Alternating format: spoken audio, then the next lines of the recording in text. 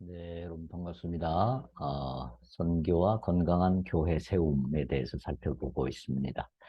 지난 강의에서 본 대로 WCC 에큐메니칼 신학에서는 교회보다 세상이 더 중요하고 하나님의 뜻은 이 세상을 교회로 인도하는 것보다는 세상 자체를 평화롭게 만들고 해방시키는 것, 이것이 하나님의 뜻이다. 이렇게 보는 관점이 강하다고 했습니다. 그러다 보니까 자연스럽게 교회가 너무 상대화되고 교회의 위치가 매우 축소되는 그런 결과로 이어지게 되었다라는 점을 말씀을 드렸습니다. 이번 강의에서는 그럼에도 불구하고 여전히 교회 세움, 또 교회는 매우 중요하다. 또 교회는 선교의 핵심 목표 중에 하나다라는 점을 말씀을 드리겠습니다. 첫 번째로 생각할 것은 에, 교회는 복음 전달의 유일한 기구다라는 점입니다. 교재 현대 선교의 목표들 223페이지에서 232페이지까지의 내용을 중심으로 말씀을 드리겠습니다. 교회는 복음을 전달할 수 있는 유일한 기구다라는 점입니다. 하나님의 구원 역사에서 하나님이 홀로 알아서 구원 역사를 다 이루시거나 교회 외에도 다양한 기구들을 통해서 구원 역사를 이루신다고 하면 하나님이 굳이 이스라엘과 또 제자들을 선택하시고 세우셨을 필요가 있으셨을까요? 예수님을 보내실 필요가 있으셨을까요? 다양한 선지자들을 보내실 필요가 있으셨을까요? 미션의 개념에서 이야기하는 것처럼 하나님이 홀로 선교를 수행하시고 하나님이 선교의 주역이시고 또 다양한 기구들을 통해서 선교를 이루어 가신다고 하면 굳이 이스라엘을 선택하고 사람들을 선택할 필요가 없지 않겠습니까? 하나님께서는 당신의 역사를 이루어 오시면서 항상 일꾼을 선택하셨습니다. 그리고 하나님의 선교 역사에 있어서도 여전히 새 이스라엘인 교회가 핵심적인 일꾼으로 선택을 받은 것입니다. 그렇기 때문에 교회는 아직도 선교의 기본적인 구조이다. 지역교회는 각 시대와 장소에서 선교적 존재이다. 하나님 나라의 공동체를 가리키는 것은 지역교회이다. 이렇게 선퀴스트가 주장을 했습니다. WCC 초창기 운동에 아주 주역을 담당했던 레슬리 뉴비긴도 예수님의 사역에 대해서 언급하면서 그분이 하신 일은 하나님 나라의 비밀을 전달할 한 공동체를 준비하는 것이었다. 이 공동체가 그분이 남긴 유산이다. 이렇게 말하면서요. 그분의 의도는 순환을 통하여 스스로를 아버지께 완전히 드림으로써 한 공동체, 즉 하나님의 통치를 구현하고 그것을 선포하는 공동체를 창조하여 성품과 행위 양면에서 자신을 계속 이어가게 하려는 것이었다. 이렇게 말했습니다. 그러니까 우리 주님께서 오셔서 이루신 이 구원, 하나님께로부터 부여받은 이 구원사의 완성의 사역, 이것을 결국 한 공동체를 세우고, 즉, 교회를 세움으로써 이것을 계속 감당해 갈 수 있도록 하셨다라는 것입니다. 마드라스 IMC, 즉, 세계 선교사 협의회, 마드라스에서 열렸던 1938년이죠. 그때 열렸던 이 IMC 대회 역시 교회의 중요성에 대해서 이렇게 말했습니다. 한 세대에서 다음 세대로 복음을 물려주고 복음의 순수성을 보존하며 모든 창조물에게 복음을 선포하는 책임을 전수하는 것은 교회이며 오직 교회만이 이것을 할 수 있다. 이 과업이 중심이 된 장소는 지역 교회나 회중인 것이다. 이렇게 말했습니다. 어, 마태복음 16장 18절로 19절에도 보면 주님께서 주님을 그리스도와 하나님의 아들로 고백한 베드로에게 이렇게 말씀하시죠. 너는 베드로라. 내가 이 반석 위에 내 교회를 세우리니 음부의 권세가 이기지 못하리라. 내가 천국 열쇠를 네게 주리니 내가 땅에서 무엇이든지 매면 하늘에서도 매일 것이요. 내가 땅에서 무엇이든지 풀면 하늘에서도 풀리리라. 이렇게 말씀하셨죠. 즉, 예수께서는 교회 외의 그 어떤 기관에도 복음을 맡기지 않으셨습니다. 오직 베드로가 한 그 고백을 한 베드로와 똑같은 고백, 즉 주는 그리스도시요 살아계신 하나님의 아들이십니다라는 고백을 한 공동체인 교회에다가 영생의 천국 열쇠를 맡겨 주셨습니다.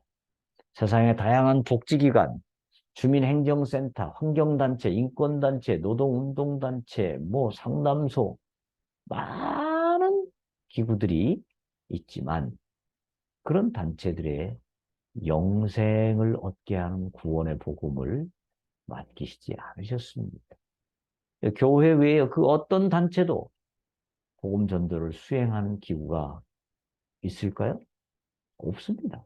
따라서 만약 교회가 복음 전도를 소홀히 하게 되면 이 세상에 복음을 전할 기구는 사라지게 되는 것입니다.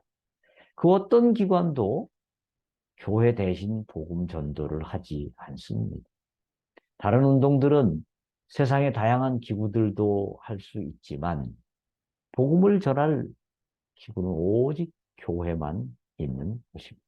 이런 점에서 교회는 독보적이고 절대적인 위치를 지니며 그런 점에서 교회 세움은 아주 중요한 선교의 핵심적인 목표가 되는 것입니다. 그래서 복음 전달의 유일한 기구가 바로 교회라는 사실. 이것 때문에 우리는 또 교회를 더 건강하게 잘 세워나가는 일이 중요한 선교 목표가 되는 것입니다. 두 번째로 생각할 것은 선교 수행의 핵심 기구가 바로 또 교회다라는 사실입니다. 이 아이가 태어나게 되면 그 아이는 가정이라고 하는 공동체에서 잘 자라나듯이 이 교회라고 하는 공동체에서 신앙인이 태어나고 성숙하게 되고 결국 증인으로 성장하게 되는 것입니다. 이 종교에서 공동체성은 매우 중요합니다. 공동체가 매우 중요합니다. 종교사회학자인 이원규 교수는 이렇게 말했습니다. 종교는 집합적, 공동체적 성격을 갖는다. 그 집단이 국가적, 민족적 수준이든 아니면 그것의 일부에 속하든 종교는 명확한 하나의 집단을 그 근거로 가지고 있다. 이렇게 말하면서요. 뒤르켐 종교사회학자 뒤르켐의 견해를 다음과 같이 주장했습니다. 뒤르켐에게 종교적 믿음은 집단적으로 공유된 믿음이며 종교적 의례는 집단적으로 수행되는 의례이다.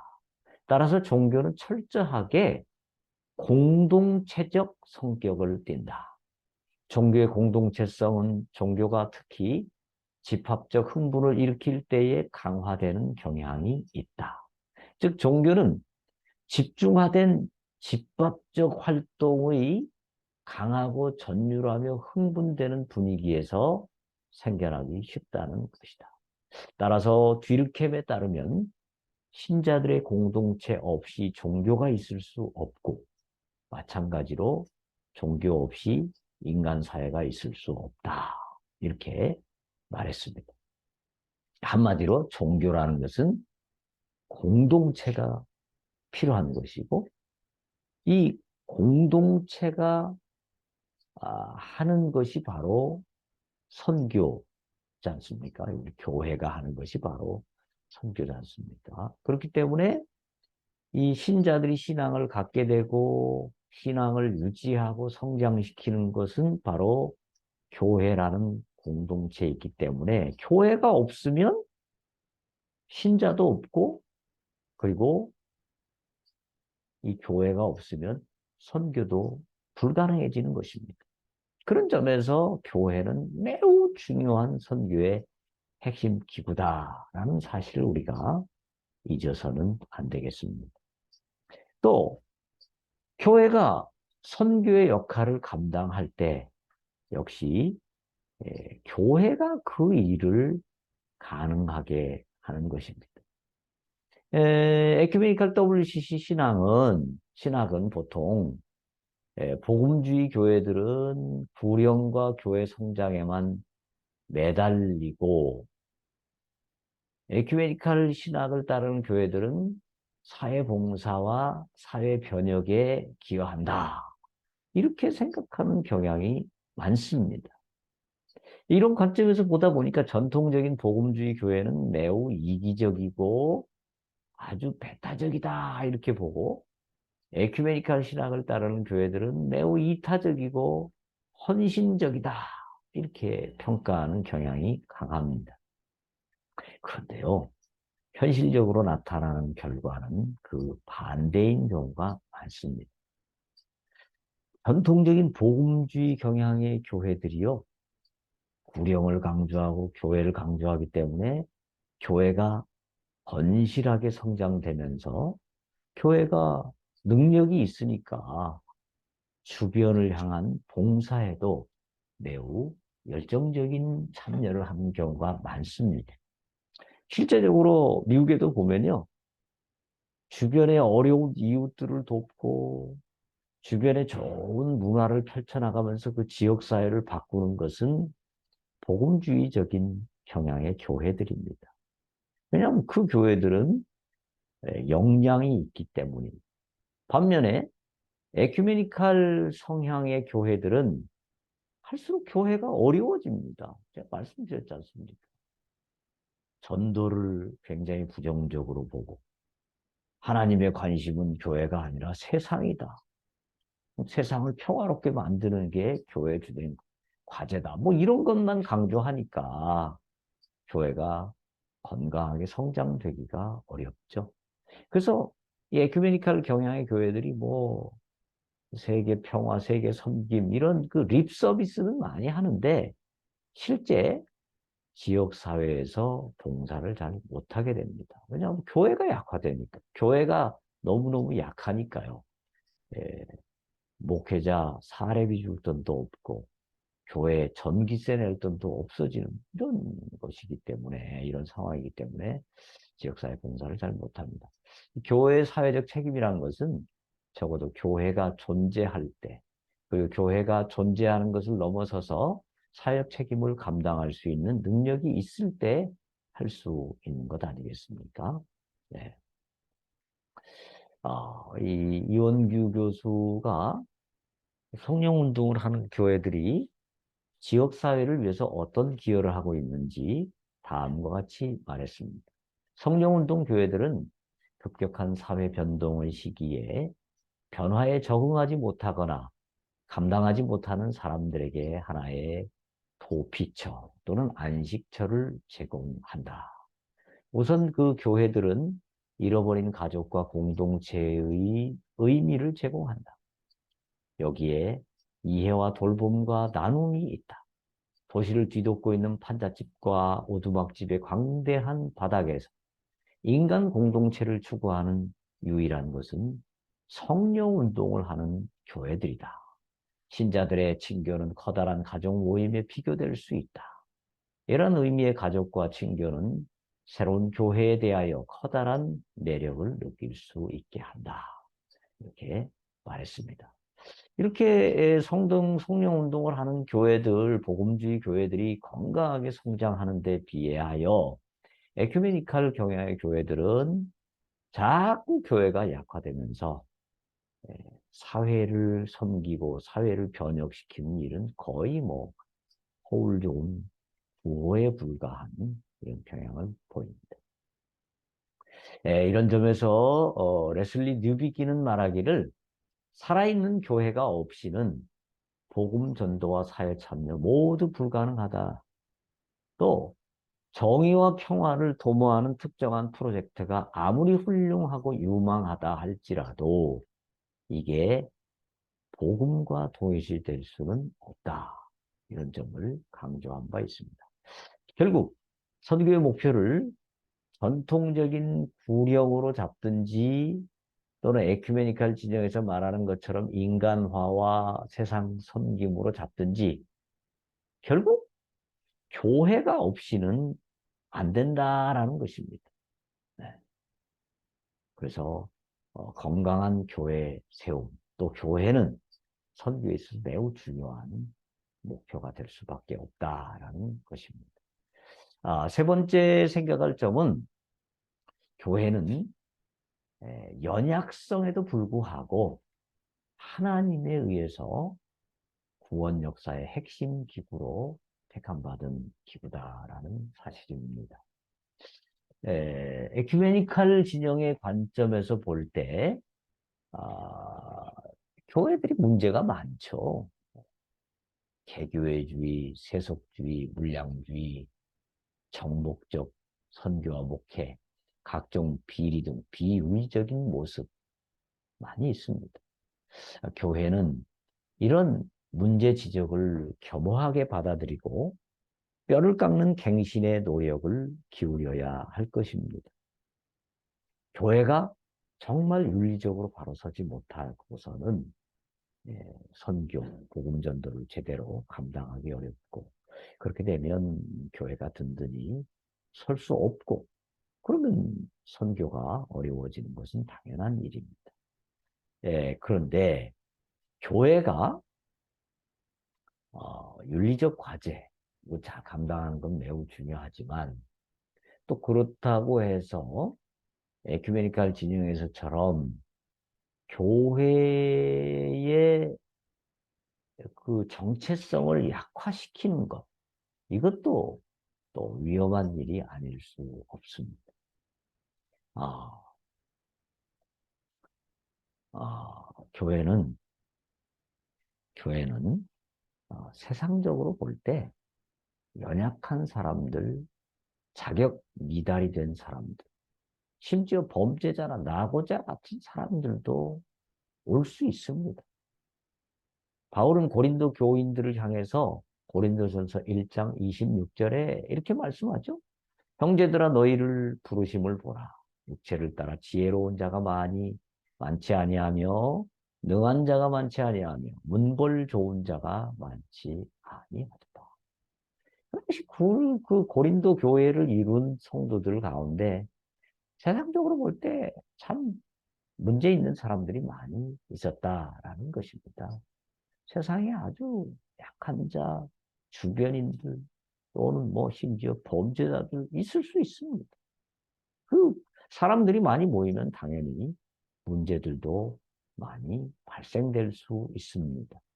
근데 놀라운 것은 이 형편없는 사람들을 우리 하나님께서 택하시고 이들을 통해서 하나님의 구원 역사를 이루어 가신다라는 사실입니다.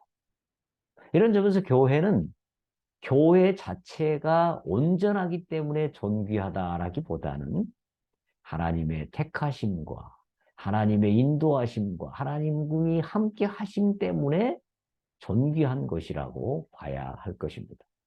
교회가 스스로를 늘 돌아보고 개혁해야 되지만 동시에 행위가 아닌 존재 자체로 스스로를 존귀하게 볼 수 있어야 합니다. 어떤 교회인들 완벽한 교회가 있겠습니까? 어떤 교회인들 흠이 없는 교회가 있겠습니까? 교회는 하나님의 백성이고 주님의 신부이지만 여전히 이 땅 위에, 지상 위에 있는 눈에 보이는 교회는 흠과 문제가 없을 수는 없습니다. 그럼에도 불구하고 교회는 하나님의 백성이고 하나님이 택하신 자들이기 때문에 존귀한 존재라는 사실을 또 인식해야 됩니다. 교회가 스스로를 존귀하다고 생각지 않으면 누가 그 교회를 존귀하게 생각하겠습니까? 여러분 병원에 가면 의료사고가 안타깝게 발생되는 경우가 많이 있습니다. 병원은 의료사고를 막기 위해서 모든 노력을 기울여야 되죠. 그러나 의료사고가 난다고 해서 병원은 중요하지 않다. 또는 심지어 병원이 필요하지 않다. 이렇게 말할 수 있나요? 의료사고는 최대한 줄여야 되지만 의료사고가 있다 하더라도 병원은 여전히 중요한 것이죠. 학교에서 학생들이 많이 모이다 보면 왕따 사건, 무슨 뭐 집단 폭행 사건, 이런 사건들이 안타깝게 일어납니다. 그러나 이런 사건이 일어나기 때문에 학교는 중요하지 않다. 학교 폐쇄하자. 이게 해결책일까요? 또 자동차 사고로 인해서 많은 사람들이 사망하고 뭐 불행해지는 결과가 나타나고 있지 않습니까? 그렇다고 해서 이런 문제를 해결하기 위한 방법으로 자동차 타지 말고 우리 전부 자전거 타고 다니자 또는 걸어 다니자. 이거는 어, 해결책이 되기 어려울 것입니다.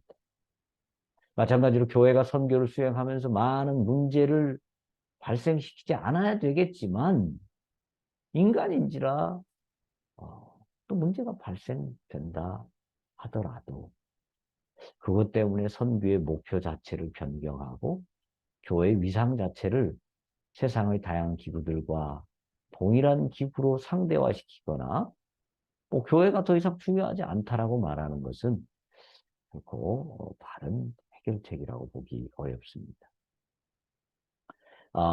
교회가 선교의 목표를 변경하고 교회 위상을 약화시키는데 이론적 기초를 제공한 핵심적인 개념은 미시오 데이 개념이라는 것을 우리가 앞에서 살펴보았습니다. 이 개념은 그런데 국가의 강력한 지원을 배경으로 교회와 국가가 거의 하나인 그런 서구 문화 속의 크리스텐덤, 즉 기독교 왕국 상황에서 태동되었습니다. 이런 과거 서구 지역에서는 기독교 문화가 자리를 잡고 대부분 사람들이 명목상으로라도 기독교인인 상황이기 때문에 교회가 교회를 그렇게 소중하게 여기지 않는 경향이 강합니다. 어차피 다 교인입니다. 그리고 전도할 필요가 없습니다. 그런 사회에서 다 교인이니까. 이런 상황 속에서 태동된 미시오데이 개념은 교회를 굉장히 소홀하게 생각하는 경향이 강하고요. 전도를 소홀히 여기는 경향이 강합니다. 그런데 비서구 지역은 아직 기독교가 소수의 종교인 경우가 많죠. 예. 그렇기 때문에 이 비기독교 지역에서 크리스텐덤이 아닌 비기독교 지역에서 미시오데이 개념은 이건 적용되기가 좀 어렵습니다. 그리고 심지어 지금은 서구 지역도 교회가 많이 약화됐지 않습니까? 예. 이 아츠 같은 사람들이 조사한 바에 의하면 모든 조사 분석 결과 유럽에서 하나님의 존재에 대한 회의주의가 늘어났고 전통적인 기독교 신앙이 매우 약화되었다. 이런 것을 보여줍니다. 지금 유럽 지역에서는 교회를 출석하고 하나님의 존재를 귀하게 생각하고 기독교 신앙을 귀하게 생각하는 사람들이 5%도 안 된다는 이런 결과 보고들이 나오고 있습니다. 네. 그렇기 때문에 이런 상황에서 교회의 위상을 약화시킬 수 있는 이런 신학은 심각하게 재고해 보아야 합니다. 이 교회 위상을 약화시킬 수 있는 미시오 데이 개념에 대해서 유명한 베nen겐 교수는 이 관점이 교회를 하나님의 행위에 박수를 보내는 구경꾼으로 전락시키고 그 결과 자연스럽게 교회의 안락사로 이어질 수 있다. 이런 평가를 내놓았습니다. 교회를 소홀하게 생각하고 교회는 중요하지 않다. 하나님의 뜻은 구령이 아니라 세상을 평화롭게 만드는 것이다. 이런 관점은 결국 교회를 불필요한 존재로 만들 수밖에 없는 것입니다. 아울러 데이빗 보시 같은 위대한 학자도 이 미쇼데이 개념에 대해서 만약 실험적으로 갱신 운동을 펴나갈 때 우리가 교회를 등지거나 또는 교회로 하여금 세계 안에 흡수되어 버리게 한다면 교회뿐만 아니라 그리스도까지도 잃어버리는 위험을 초래하게 될 수 있다. 이렇게 경고한 바가 있습니다. 교회가 약화되면 그리스도까지도 결국 잃어버리게 될 수 있다. 이런 이야기를 한 것이죠. 그래서 우리는 교회가 여전히 많은 한계점이 있고 문제점이 있고 또 뭐 여러 가지 많은 부수적인 문제들을 낳는 위험이 있다 할지라도 그 최대한 줄여야죠. 그러나 연약함에도 불구하고 교회는 하나님의 선교를 감당하는 유일한 기구다. 이 관점을, 이 생각을 우리가 잘 잊지 말아야 되겠습니다. 네. 자, 여기까지 하도록 하겠습니다.